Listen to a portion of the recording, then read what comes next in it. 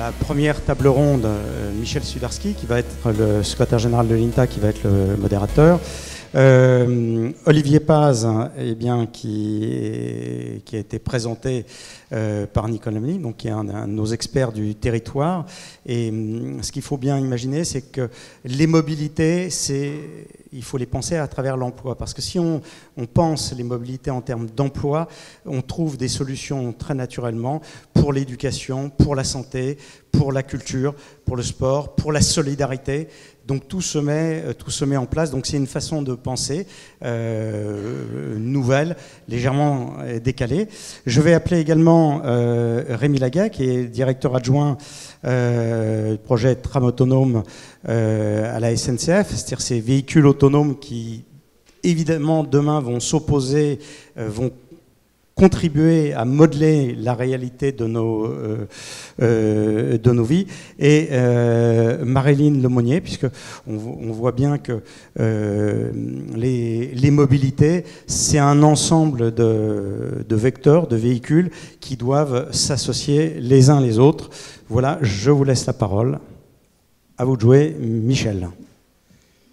Merci Max, messieurs les élus, madame et messieurs les élus. Mesdames et messieurs, chers amis, merci de... Vous n'avez pas la tâche facile. Être le premier atelier après le déjeuner est quelque chose de très compliqué. Mais merci d'être là. Je crois que la présentation qui a été faite de cet après-midi est tout à fait juste et pertinente. Il s'agit bien, dans le titre de la session, de réfléchir au défi des mobilités, mais il faut rajouter une phrase, au défi des mobilités pour l'emploi et la croissance. Je crois que c'est la finalité des mobilités, c'est pas pour le... On en verra plus tard, attendez un petit peu.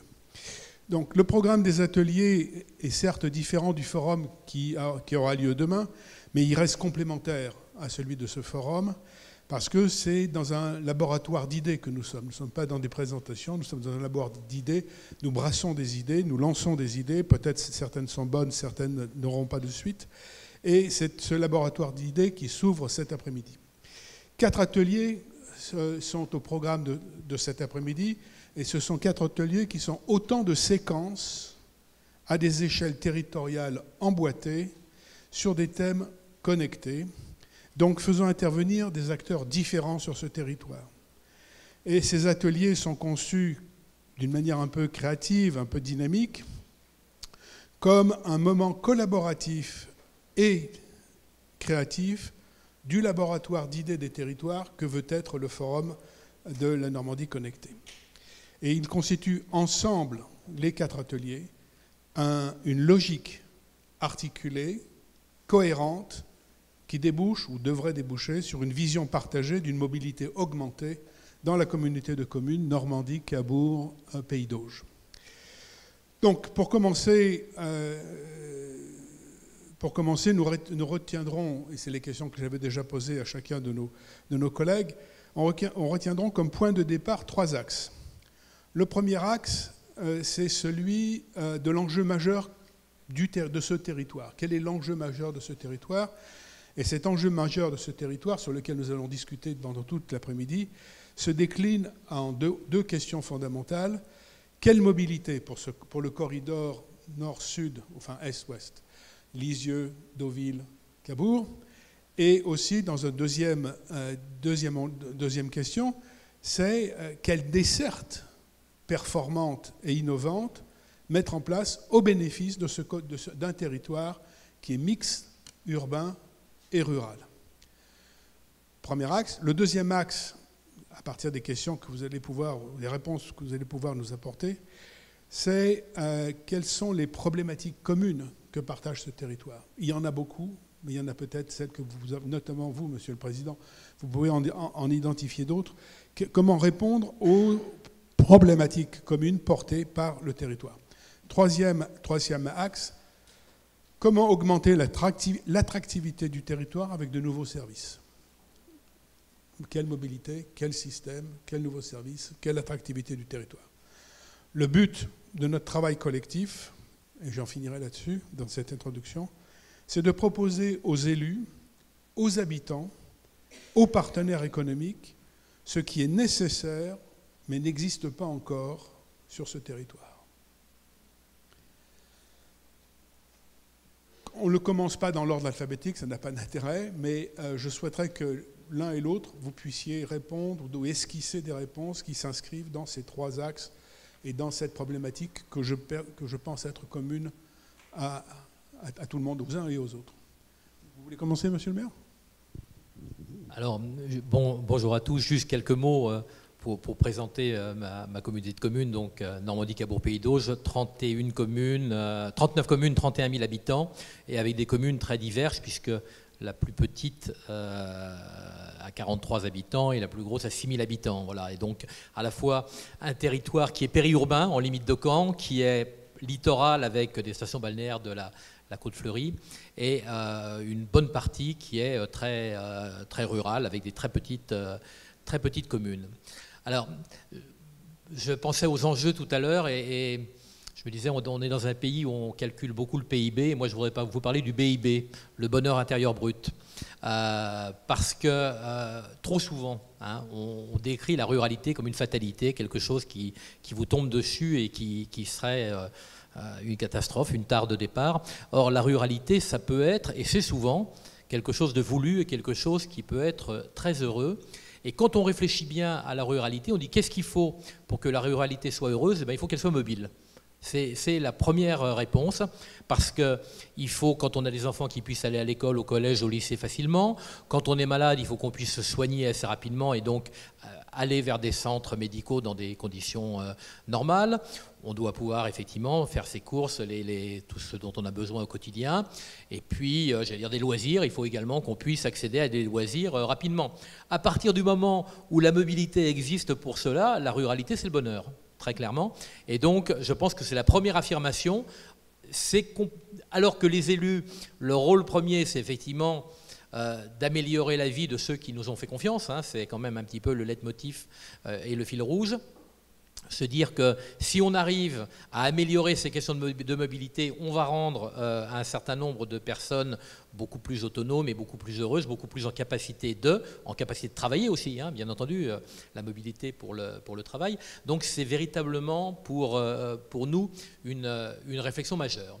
Et alors quand on regarde ce qui se passe dans la réalité, parce que moi je suis ni un spécialiste de mobilité, ni un spécialiste du numérique. Mais vous savez, les maires, on est un peu les médecins généralistes de la République, nous. Donc, quand je regarde, je me dis finalement, les nouvelles mobilités, elles ont été inventées pour la ville. Beaucoup.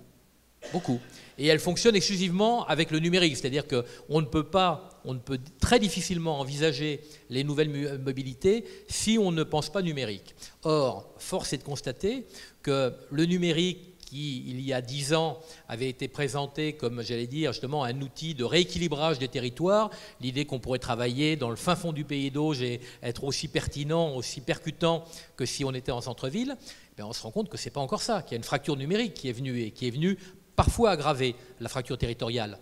Il y a un certain nombre de communes dans mon territoire où parfois, dans certains endroits, on a du mal à avoir le téléphone portable. Je ne parle même pas on a du mal à avoir le téléphone portable. Et donc, en ce sens, tous les plans qui sont développés, et par le département, par la région, par l'État, ont leur importance parce que, voilà, c'est primordial. Si on veut parler mobilité, il faut que l'on mette, en termes numériques, les territoires j'allais dire, pas un plan d'égalité, je ne rêve pas, mais à un minima. Parce que le souci que j'ai, c'est que quand j'entends parler, on va expérimenter la 5G à tel endroit, j'ai dit, moi, j'ai des administrés, ils voudraient simplement voir le téléphone. Vous voyez, donc il y a un différentiel. Et donc ça, c'est le premier point. Et alors après ça, effectivement, cette mobilité, on doit l'inventer. Et je suis persuadé qu'elle part à l'évidence d'un certain nombre d'infrastructures qui existent. Alors, on a parlé, en 2 mots là, de la gare de Deauville-Trouville. Nous aussi, on a une gare. Nous aussi, on a du développement. Je pense par exemple au Ciral. Le Ciral, c'est Michel Dornano qui a décidé ça il y a 30 ans, et il a décidé de le mettre à Goustranville. Alors, vous n'êtes peut-être pas très nombreux à savoir où est Goustranville, mais Goustranville, c'est vraiment le petit village du Pays d'Auge que rien ne distingue d'un autre qui n'est pas ni dans l'agglomération caennaise, qui est vraiment dans le Pays d'Auge. Bon, dans 2 ans, l'école vétérinaire, la partie équine de l'école vétérinaire va être installée là. Est-ce qu'on n'a pas une vraie responsabilité, nous, aujourd'hui, à concevoir de nouvelles modalités de transport pour que des étudiants qui ont pris le train, qui sont descendus à Dives, puissent facilement aller à Goustranville, que des enseignants qui vont être là-bas puissent également avoir des moyens d'accéder dans ce lieu. Et donc, il y a toute une réflexion aujourd'hui qui s'engage pour que ces gares deviennent véritablement, non pas, nous c'est une gare terminus, non pas un terminus, mais le point de nouveau départ. Et c'est la seule solution pour que ça marche. Et ça implique aussi, il ne faut pas se le cacher, une vraie réflexion sur la gouvernance entre la SNCF qui exploite les lignes, la région qui est aujourd'hui compétente en matière de transport et qui donc, à l'évidence, a un rôle de chef de file pour ce qui est des modalités des transports. Je dirais la communauté de communes, parce qu'à l'évidence, la communauté de communes, elle a en charge le développement économique et donc ça rentre dans la boucle. Et puis la commune, qui aujourd'hui encore, dans notre cas, a la compétence urbanisme. Voilà. Et donc, ce sont en réalité ces 4 entités qui vont devoir réorganiser le fonctionnement, le devenir d'un espace comme une gare terminus, de manière à ce qu'elle redevienne un nouveau point de départ vers d'autres lieux. Voilà, donc on a toute cette réflexion, et puis après ça, il y a tout ce qui fait aussi comment irriguer le territoire. Alors, j'étais très sensible à ce qu'a dit Nicolas Hamelin, parce que c'est véritablement notre démarche, et qu'on a commencé à penser ces mobilités en pensant en ceux qui en ont le moins accès.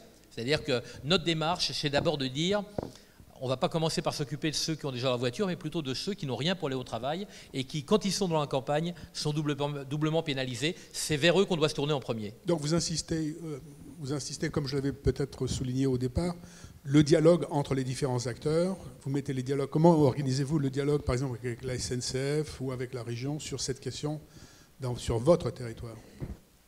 Alors, y a-t-il des mécanismes propres à ce dialogue?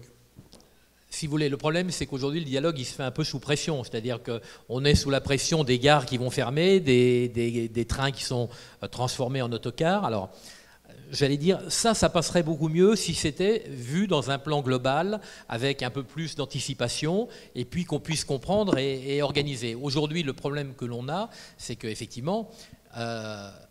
Allez, soyons clairs, hein. Les trains aujourd'hui, quand on part de Deauville ou quand on part de Caen pour aller sur Paris, c'est quand même pas la panacée. Entre les retards, moi il m'arrive souvent de prendre le train de 7h04 à Caen, je veux dire que quand je vois l'état, je me demande si quelqu'un l'a nettoyé depuis 8 jours, quoi, hein. Bon.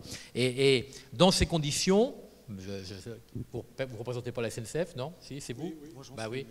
Bon, non, mais je dis les choses telles qu'elles sont. Enfin, il faut, et j'espère que la nouvelle génération de trains va nous donner un autre service. Mais on ne peut pas être étonné, si vous voulez, quand on prend le train le matin, qu'on n'est pas sûr d'arriver à l'heure, qu'on finisse par choisir d'autres modes de circulation. Et moi, je pense que le ferroviaire a toute, mais vraiment...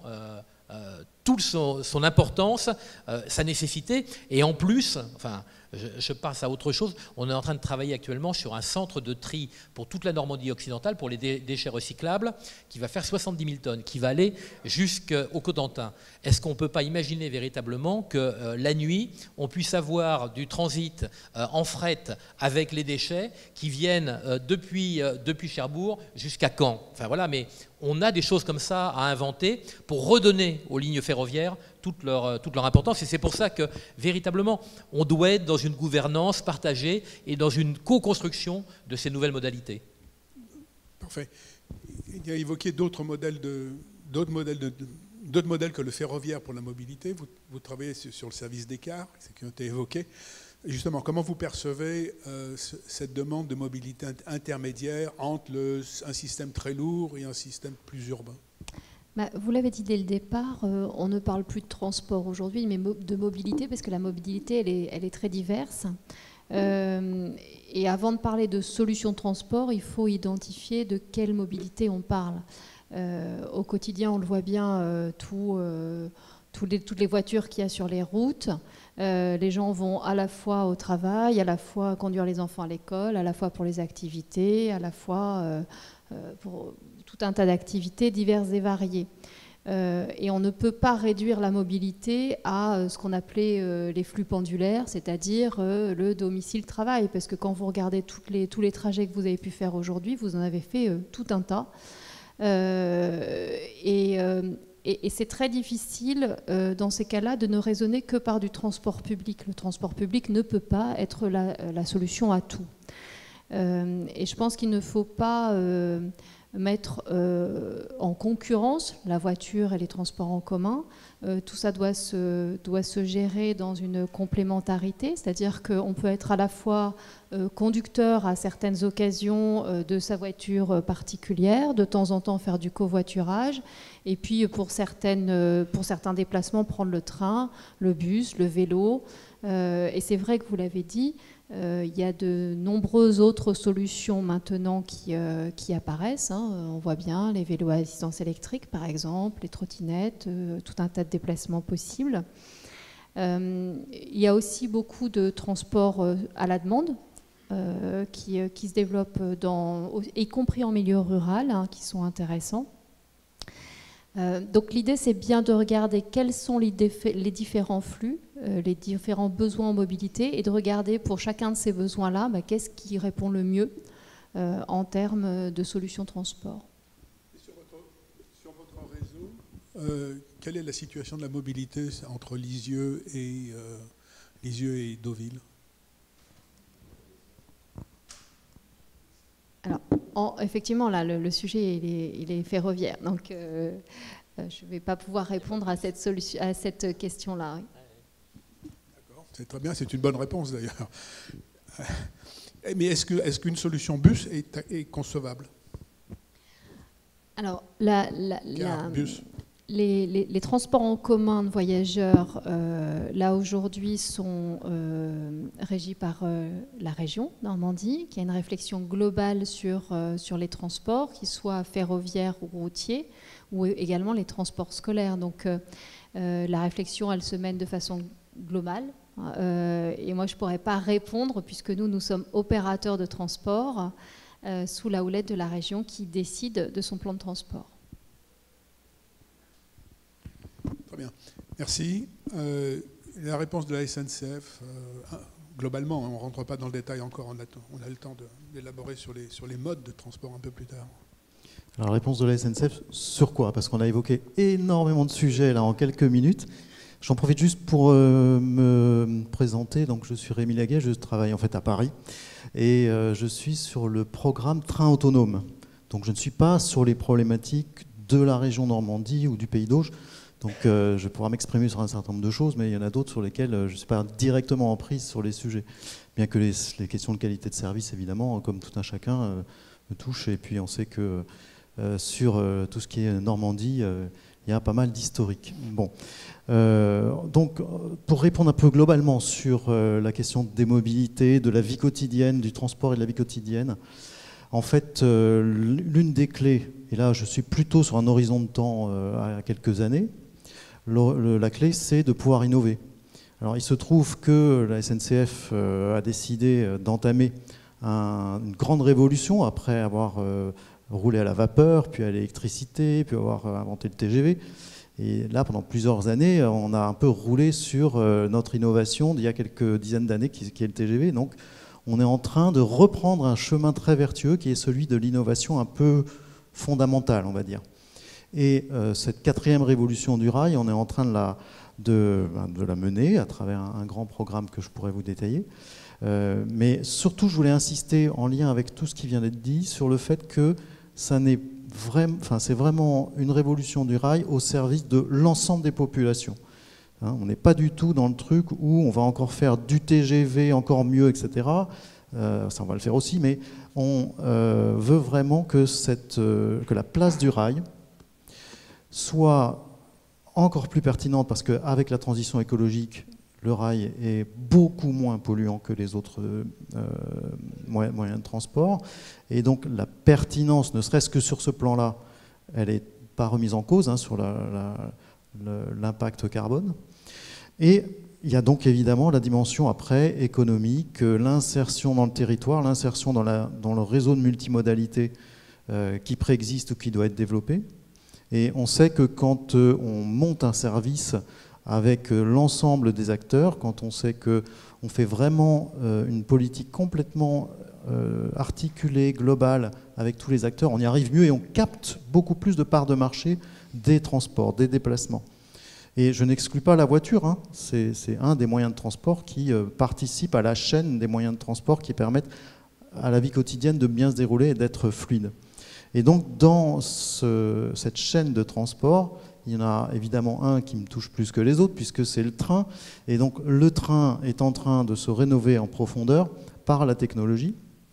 Et une des technologies qu'on travaille, et d'ailleurs on n'est pas les seuls à le faire, hein, partout dans le monde, les Chinois, les Japonais, les Allemands, les Suédois, enfin un certain nombre de grands pays ferroviaires travaillent aussi dessus, c'est l'horizon de l'autonomie. Donc l'autonomie, je vous fais un cours très très rapide, mais je suis obligé de le faire parce que sinon on ne peut pas se comprendre.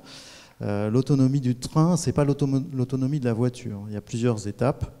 Il y a l'autonomie qui permet au conducteur toujours présent en cabine de conduire, j'allais dire, sans les mains. C'est-à-dire qu'il y a un automatisme qui lui permet d'accélérer et de freiner. Et donc lui, il est juste là pour surveiller et faire en sorte qu'en cas de danger, il intervienne. Il y a un deuxième stade d'autonomie qui est celui où on a une personne dans le train mais qui n'est pas nécessairement un conducteur. Le train se conduit tout seul et on a juste une personne qui est présente pour intervenir en cas de problème, si le train est par exemple en panne au milieu des voies et donc il peut aider les voyageurs par exemple. Et puis le stade ultime de l'autonomie, c'est celui dont on parle beaucoup pour la voiture, c'est là où il n'y a plus personne. Bon, plus personne du service du train. Alors c'est pas forcément ça qu'on travaille en priorité parce qu'on sait très bien qu'il y a quand même besoin de personnel dans les trains, il y a besoin d'un service et qu'on travaille vraiment sur la notion de service. Et du coup, l'autonomie, c'est surtout un levier pour, avec les mêmes infrastructures, faire plus de trains. Parce que du fait des automatismes, ça permet de réduire les écarts entre deux trains qui se succèdent. Et donc ça permet de multiplier les fréquences. D'où le terme de métro. Alors dans certains cas c'est applicable, dans d'autres ça l'est moins, mais on a déjà évidemment dans le monde des métros automatiques. Les métros automatiques ont l'avantage d'être dans un milieu complètement fermé. On met souvent des portes palières pour empêcher que des gens aillent sur les voies. Donc c'est un milieu totalement fermé qui présente moins de risques que le milieu ouvert dans lequel évolue le ferroviaire. C'est pour ça qu'on a, quand je dis on, c'est l'ensemble des réseaux qui travaillent sur le sujet, l'ensemble des chercheurs qui travaillent sur les sujets. On a des défis technologiques à relever parce qu'on est en milieu ouvert et que n'importe quoi peut venir sur les rails, des animaux, des personnes, des rochers, voilà. Et donc on est obligé de lever un certain nombre de verrous technologiques et donc c'est là-dessus qu'on travaille. Voilà, donc il y a le lien que je fais avec votre territoire, c'est que ce sont des solutions qui vont venir et des solutions qui vont s'adresser, j'allais dire presque en priorité, au territoire sur lequel on a, j'allais dire, une pertinence du ferroviaire, pertinence économique qui est vacillante ou augmenter les fréquences là où elle est déjà importante. Alors justement, si le rail, j'utilise à Essian le mot rail plutôt que du ferroviaire, si le rail est pertinent, et certainement il l'est, qu'est-ce que l'on met dessus? Vous avez parlé train, vous avez évoqué peut-être l'idée de métro, vous n'avez pas évoqué l'idée de tram. En fait, quelle serait, selon vous, en termes abstraits, un peu hors sol, quelle serait une bonne solution aujourd'hui, moderne, innovante, performante? En fait, on n'est pas les seuls non plus là à travailler sur une notion de gamme, parce que dans certains territoires, on va pouvoir mettre des tout petits modules de, mettons, une dizaine de personnes sur des rails. Et ça aura sa pertinence économique. Ça pourra absorber les pointes du matin, les pointes du soir, et avoir un modèle économique qui fonctionne. Et puis à l'autre bout du spectre, on aura le train d'aujourd'hui, c'est-à-dire le train lourd, le train massif, qui permet de transporter beaucoup de gens, d'absorber des flux importants, ce qui est quand même notre cœur de métier jusqu'à maintenant. Et donc entre ces petits modules sur rail et en passant par le tram et plein de solutions intermédiaires, je pense qu'il va y avoir une gamme de solutions qui va se développer petit à petit. Il y a des constructeurs d'ailleurs dans le monde ferroviaire qui réfléchissent, qui travaillent sur des prototypes et ça va s'accompagner d'un nouveau développement du ferroviaire, je pense. Quelle est votre préférence, monsieur le maire? Alors, je pense qu'effectivement, cette capacité du rail à pouvoir accueillir soit des trains importants, soit des tout petits modules, c'est ça aujourd'hui la difficulté. Hein, d'ailleurs, c'est pour ça que de temps en temps, quand on voit un train avec simplement 15 personnes à bord, on peut comprendre que ça interroge. Ça, c'est l'évidence. Alors, si ce n'est que le problème du rail, c'est qu'il est limité là où il va et que visiblement, on voit bien qu'il y a des portions de territoire très très larges et très loin du rail qui ne sont pas desservies. Et en ce sens, on nous a parlé pendant longtemps, on nous a dit oui, la voiture autonome va arriver, donc j'allais dire, vous appellerez, et puis elle viendra devant chez vous, elle vous emmènera au supermarché, elle vous ramènera. Si ce n'est que ce n'est pas la solution de l'avenir, parce que si chacun, on commence à avoir une voiture pour ça tout seul qui vient et tout, ça va créer des encombrements gigantesques. En termes de pollution, ça va être une catastrophe. Donc c'est pas non plus la bonne solution. Et c'est pour ça qu'il faut véritablement, au-delà, j'allais dire, de ces grandes dessertes que le rail va pouvoir offrir, voir comment irriguer le territoire. Aujourd'hui, sur le territoire dont on parle, l'un des problèmes principaux, on a des axes qui sont des axes est-ouest ou ouest-est. On a très peu de pénétrantes. Je veux dire, c'est plus facile, effectivement, d'aller de Deauville à Cabourg ou de Lisieux à Caen que de remonter de Dosulaie à Cabourg ou de Troarn à Merville-Francheville. Il n'y a pas ce type de desserte. Et c'est ça, aujourd'hui, qui fait défaut. Et c'est là où il faut qu'on invente, nous, des réponses pour répondre à ces défis. Merci. Et une combinaison bus-rail, c'est des choses auxquelles vous réfléchissez chez Keolis, à la fois sur roue et sur rail? Ça existe, il y a des modèles. La Micheline, ça date des années 20, je crois, ou 30. Donc, on a vu plein de développements de véhicules comme ça, un peu hybrides, alors pas au sens du combustible, hein, mais entre la roue en métal et puis la roue... le pneumatique, quoi. Et donc, au cours de l'histoire, en fait, on se rend compte que la stabilité de ces véhicules n'était pas optimale et que petit à petit, on s'est rendu compte que ça avait des désavantages en matière de coûts de maintenance, notamment. Bon, ça ne veut pas dire que ce qu'on a arrêté dans les années peut-être 60 ou 50-60, on ne serait pas capable de mieux le concevoir aujourd'hui, hein, forcément. Mais vous avez raison, on ne se bloque sur aucun système, l'objectif étant qu'on puisse justement utiliser les nouvelles technologies pour faire de l'autonomie et en même temps pouvoir alléger certains véhicules et donc trouver des solutions ferrées qui aujourd'hui n'existent pas. Donc on est bien dans cette logique-là. Après, le temps que ça va prendre, l'argent que ça va coûter, on est encore là dans, on va dire, un domaine de la recherche. Il me semblait qu'il existait un tram-train produit en France, d'ailleurs, la société L'Or, dans lequel on passe à la fois du rail à la roue. Et c'est assez récent.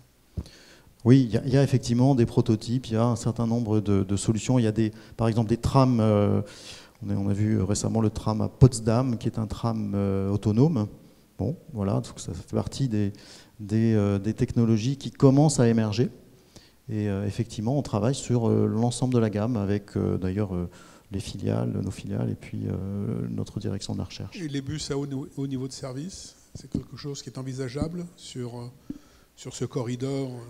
Les bus à haut niveau de service, ça répond à une demande avec des flux importants. Je pense qu'il faut avoir conscience que, et vous le disiez très bien tout à l'heure, monsieur le maire, c'est qu'on saura trouver des solutions pour les grands flux. Alors, ils seront du car, du train, de la navette ou autre. La plus grosse difficulté, c'est pour les petits flux, finalement. C'est de voir comment on vient en complémentarité avec des solutions qui peuvent être des solutions technologiques. On parle de Normandie connectée, donc des solutions d'applications qui permettent à travers une communauté de faire un peu de covoiturage, ou un transport à la demande qui peut être subventionné par une collectivité. Enfin, il y a tout un tas de solutions comme ça qui viennent en complément, qui peuvent venir en complément d'un service de plus grande envergure. Oui, juste, en vous écoutant, je pensais à ça. On travaille, nous, avec 3 autres communautés de communes, Honfleur, Pont-l'Évêque, de manière, justement, parce que ces questions de mobilité, on ne peut pas les concevoir au sein de son propre périmètre. Et on va sans doute mettre en place ce qu'on appelle le réseau pouce, qui est un système, j'allais dire, d'autostop numérique, un petit peu. C'est simplement, alors on prend un truc tout simple, on a tous aujourd'hui un réseau de transport scolaire avec des arrêts dans chaque village et parfois plusieurs fois dans le même village. Donc des points qui sont identifiés comme étant des lieux où on peut s'arrêter. Le principe de Réseau Pouce, c'est qu'on reprend ces points-là et puis on s'inscrit, on dit demain matin je voudrais aller de Cresseveuille à Pennes-de-Pie. Voilà. En Uber, on a du mal à trouver ça. On a peu de réponses quand on fait Uber avec ça. Par contre, le système Réseau Pouce, alors ça marche comme ça et ça peut marcher aussi. Les personnes qui n'ont pas le numérique, on a fait aussi, il y a la version Ancien Monde. Donc on se met au niveau du réseau pouce avec un petit panneau là où on veut aller. Et comme ça, la personne sait que c'est... Voilà, ça... Bon. Donc c'est quelque chose qui devrait être mis en place, qui vise simplement à faire en sorte, à réorganiser un peu le covoiturage. Quels sont les besoins de mobilité des activités économiques, des responsables économiques sur votre territoire? Comment les industriels et les employeurs voient le problème de la mobilité sur leur territoire? Alors là aussi, c'est complètement réinventé. Parfois, c'est peut-être à réinventer par rapport à ce qui se faisait autrefois. Moi, quand j'étais très, très jeune et que j'étais à Merville, il y avait un bus qui passait pour aller à la SMN, pour emmener les ouvriers de la SMN. Aujourd'hui, on a le village des Marques qui s'est mis en Honfleur et on a fait une petite étude. On voit qu'une bonne partie des salariés, ils viennent de la côte, là, et donc on peut peut-être, on mène une réflexion pour savoir est-ce qu'il n'y a pas lieu de créer, avec, j'allais dire, le versement des employeurs pour les transports, de créer un système de bus qui ferait du ramassage pour les employés qui sont comme ça, qu'on pourrait récupérer le long de la route pour aller vers leur travail. Après ça, les besoins, je le disais tout à l'heure, c'est dès qu'on a, par exemple l'été, nous sur la côte, on a un très fort besoin en personnel saisonnier qui fait de l'hôtellerie, de la restauration. On a essayé, et de temps en temps, voilà, on a des échecs qui apprennent, on a essayé de mettre en place, à nos frais, avec l'aide du conseil départemental, un bus qui faisait un peu l'arrière-pays, Troarn d'Ozulé, et qui faisait Oulgat de Cabourg. Ça a été un échec complet, parce qu'en réalité, on a affaire à des personnels qui, les uns vont commencer à 6h le matin, les autres à 7h30, les autres juste avant le service à 11h30, et en sortie de service, c'est la même chose, c'est-à-dire qu'ils vont terminer l'un à 22h, l'autre à 0h30, et donc on n'a pas réussi, c'est-à-dire que non seulement on n'a pas eu grand monde dans le bus, et ça nous a coûté relativement cher, et on n'a pas offert le service. Et c'est là toute la difficulté, justement, pour trouver des systèmes qui soient adaptables, ajustables, et qui correspondent à des attentes. Effectivement, on n'est pas dans du pendulaire comme celui qu'on peut imaginer où à 8h30 tout le monde prend la même direction et revient. Et c'est là où est toute la difficulté. Y a-t-il des solutions? Est-ce que vos bus sont assez flexibles pour s'adapter à cet éclatement des horaires, cette dispersion des horaires? Alors, sur les lignes régulières, non. Les lignes régulières ont des horaires de passage et des amplitudes, etc. La solution, elle est effectivement plutôt soit dans des systèmes de transport à la demande, soit de favoriser effectivement tout ce qui peut être covoiturage, qui est quand même une solution, la solution que vous évoquiez là tout à l'heure, est une solution qui fonctionne plutôt bien, de favoriser tout ce qui peut être communauté. Une communauté de saisonniers, etc., qui s'organisent entre eux pour pouvoir se regrouper entre ceux qui terminent à 23h, ceux qui terminent à minuit, etc. Et là, il y a des solutions avec les nouvelles technologies qui fonctionnent plutôt bien.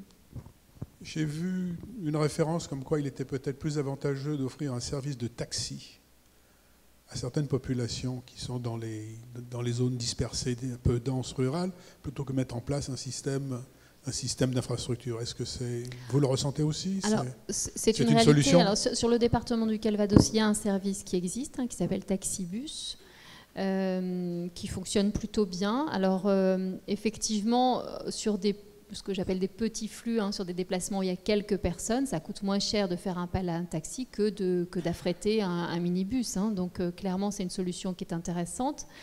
Après, la solution, notamment par exemple Taxibus, ça fonctionne en milieu de journée parce que les taxis, ils ont aussi une autre activité qui est bien souvent du transport de scolaires handicapés le matin, de malades en milieu de journée, etc. Et donc il faut pouvoir trouver les créneaux horaires où les taxis sont disponibles. C'est pour ça que notre service Taxibus fonctionne en milieu de journée. Mais c'est un service qui est intéressant et qui est notamment beaucoup utilisé par des personnes âgées, qui permet aussi le maintien à domicile de personnes âgées qui peuvent aller faire leurs courses en milieu de journée, par exemple. Puisque vous parlez de personnes âgées, quelle est, selon vous, l'évolution de la voiture particulière dans cette zone? Je veux dire par là, quand on regarde la structure du peuplement, des personnes âgées, des personnes plutôt isolées, etc., on se pose la question de savoir si elles accepteraient de changer de la voiture particulière à un transport collectif, ce qui n'est pas évident en termes de confort, en termes de sécurité, en termes d'image. Comment vous voyez les choses évoluer ici dans la région? L'acceptation sociale de nouveaux modèles, de nouveaux modes de transport. Ce qui est compliqué, c'est la perte d'autonomie. En général, qu'elle soit en termes de mobilité ou autre, ce qui est compliqué à gérer, c'est la perte d'autonomie. Quand on doit se faire prendre en charge pour tout un tas de choses, c'est compliqué, notamment pour le transport. Et le transport public grande masse répond difficilement pour des personnes qui sont en perte d'autonomie. On est plutôt sur des transports adaptés, en vérité. Oui, enfin, je pense qu'effectivement, le regard par rapport à la voiture et à la possession de la voiture comme marque de puissance, de virilité pour certains, va véritablement passer de mode. Je crois que ce qui compte, effectivement, c'est d'avoir cette capacité de se déplacer à peu près quand on veut et où on veut. Et donc, c'est l'autonomie qui prime à la propriété. Je pense que là-dessus, effectivement, l'évolution est très forte. D'ailleurs, on voit que là où c'est facile, c'est-à-dire là où les transports urbains sont développés, moi j'ai des tas d'amis à Paris qui me disent non, on n'a surtout pas de voiture, on préfère en louer une le week-end quand on vient en Normandie, mais les problèmes à Paris avec une voiture sont tels qu'on préfère utiliser les transports en commun là où il y a un réseau qui est très développé. Donc c'est véritablement, quand l'offre est suffisante et générale, on se passe très bien de son véhicule. Oui, vous avez beaucoup répondu. S'il y avait un projet d'aménagement du territoire, projet d'aménagement territorial, c'est-à-dire recomposition urbaine, créer de nouvelles voiries, de nouvelles voies, etc. Quelles seraient vos préférences, vos choix pour le corridor Lisieux, Deauville, Cabourg? Est-ce qu'il y a place pour un système ferroviaire moderne et performant sur ce territoire sans entraîner de modification de l'urbanisme, de l'aménagement, etc.? Alors on l'a eu puisque nous on avait partant de Caen, on avait le petit Décoville qui remontait, qui passait par Merville, qui était un train avec une voie réduite. Non, je pense que tout ça marche si autour du ferroviaire on organise des choses. Déjà quand je pense à la ligne Deauville-Cabourg, il y aura un très beau projet à faire, j'allais dire en termes de train touristique. À certaines heures de la journée, il y a toute une réflexion et qui marcherait, j'en suis certain. Oui. Après ça, tout est aussi dans l'organisation des villes. J'allais dire à proximité de la gare, est-ce qu'on a une aire où on peut laisser la voiture facilement, sans payer des sommes extraordinaires? Est-ce qu'on peut louer une trottinette ou un vélo pour repartir plus loin? C'est un peu ça l'enjeu qui va déterminer. Et donc, c'est aussi cela, c'est-à-dire que moi, je bats ma coupe.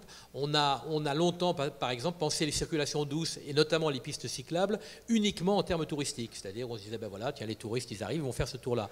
Aujourd'hui, il faut véritablement qu'on réfléchisse également ces infrastructures en termes de travail et de déplacements pendulaires tous les jours. Parce qu'on voit bien qu'on arrive à la gare de Dives, ben on peut très bien envisager d'aller à Cabourg en vélo, c'est 4 minutes. Mais il faut qu'effectivement, on ait eu peut-être un parking avec un petit toit au-dessus et puis un endroit de sécuriser son vélo de manière à pouvoir le récupérer le matin. Donc ce sont des aménagements comme ça, à mon avis, qui vont demain, et les infrastructures routières douces et des équipements à proximité des lieux où les gens peuvent arriver qui vont permettre de développer ces nouvelles mobilités. Ce que nous appelons de nouveaux centres de vie autour des gares, autour des hubs. Mais autour des gares de bus ou des arrêts ou des haltes de bus, est-ce qu'il y a la possibilité de créer justement d'autres services pour les personnes qui attendent le passage du bus ou qui, ne voulant pas aller plus loin, veulent un tiers-lieu, par exemple, dans lequel ils pourraient avoir des fonctions laborales, de santé, simplement d'information, ou d'accéder même au rechargement de leur je crois qu'il y a un atelier ordinateur. qui est prévu cet après-midi sur le sujet. Alors, on va peut-être pas déflorer leur sujet, hein. Mais effectivement, on peut imaginer sur certaines gares que les gares soient un lieu de vie, hein. Il y a des grandes gares qui sont des grands lieux de vie. Il peut y avoir sur des plus petites gares, effectivement, profiter de ce lieu-là pour pouvoir avoir des bureaux partagés dans lesquels on peut travailler, pour pouvoir avoir tout un tas de services. Mais je ne voudrais surtout pas déflorer le sujet qui sera évoqué tout à l'heure. Il ne s'agit pas de déflorer le sujet, mais c'est par exemple l'offre de Jean-Claude Decaux en ville, en milieu urbain, d'avoir une petite station dans laquelle il y a des mini-services qui est offert aux voyageurs. Est-ce que ceci est aussi acceptable dans un territoire mixte, rural, urbain? Pourquoi pas? Pourquoi pas? Personne ne l'a essayé. Vous êtes en train d'y réfléchir. Je pense à la gare de Dives où on est en train véritablement, puisque la SNCF nous a fait part qu'ils envisageaient à terme de retirer leur agent, de voir comment est-ce qu'on peut en faire un lieu effectivement de vie avec des départs d'autres choses. Peut-être un corner de l'office de tourisme, parce que j'allais dire quel meilleur endroit pour vanter le territoire pour des gens qui arrivent, leur montrer la multiplicité des lieux où ils peuvent se rendre. Effectivement, ça doit être des lieux où on vit et pas uniquement des lieux où on passe. Voilà, on doit pouvoir s'y arrêter, y avoir des renseignements, peut-être acheter une carte téléphonique, enfin je ne sais pas, mais trouver un certain nombre de services qui vont quelque part agrémenter et faciliter le séjour qu'on est venu faire.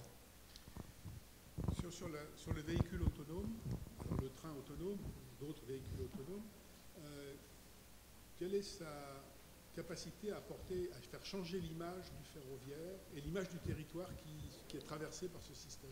Ça, c'est une question effectivement très importante pour nous, parce qu'en fait, on se rend compte que les constructeurs automobiles aujourd'hui essayent de capter finalement l'imaginaire du train. C'est-à-dire quand ils parlent de la voiture autonome, il diffuse des images dans lesquelles on voit une personne qui est tranquillement en train de lire son bouquin dans sa voiture, et la voiture conduit toute seule. Mais c'est juste que le train est capable de faire dès aujourd'hui. Donc c'est assez intéressant de voir que finalement on a cette possibilité de valoriser la qualité du voyage, la qualité du moment où on voyage, quel que soit le voyage. Alors évidemment, quand on est dans les RER parisiens hyper bondés, c'est un peu plus difficile de lire son bouquin, mais dans la plupart des cas quand même en France, et là, dans la plupart de nos lignes, on arrive quand même à avoir des places assises et puis la possibilité de faire ce qu'on a envie de faire et de regarder des films maintenant sur les ordinateurs ou sur les téléphones, de prendre un temps de loisir, de repos, etc. D'ailleurs, tout ça a fait l'objet de pas mal d'enquêtes où on voit que le moment du voyage est un moment de plaisir. C'est plus seulement je vais du point A au point B, mais c'est aussi un moment que je me réserve pour moi. Et donc c'est une dimension qu'on va essayer de ne pas trop se faire piquer par les communicants de la voiture, parce que c'est un atout qu'on a d'ores et déjà. Et donc pour le lien avec le territoire, on sait que la plupart des conseils régionaux profitent quand c'est possible, quand il y a des dispositifs, pour communiquer dans le train. En Ile-de-France en particulier, on a des écrans, par exemple, sur certains matériels qui permettent de donner quels sont les expos, les animations en cours sur le territoire. Donc, il y a forcément, avec l'arrivée de technologies de trains communicants, des possibilités nouvelles qui vont s'ouvrir. On va pouvoir envoyer des flux ou, disons, diffuser du contenu numérique dans les trains, peut-être parfois à distance. Et donc ça, c'est aussi une piste pour valoriser les territoires par lesquels on passe. Ça fait partie intégrante des domaines de recherche actuels. Regardez, justement, le bus connecté, objet connecté, c'est pour quand? Vous parlez de quoi? De Wi-Fi à bord, un bus autonome. Et avec le service Wi-Fi, de l'information, déjà. Alors, du Wi-Fi à bord, ça existe déjà sur certaines lignes, sur des grandes lignes, il y en a notamment en Normandie. Je pense par exemple au camp Le Havre où il y a du Wi-Fi à bord. Après, les bus autonomes sans conducteur, ça viendra un jour, hein, ça c'est sûr. Est-ce qu'on le verra? Je ne sais pas.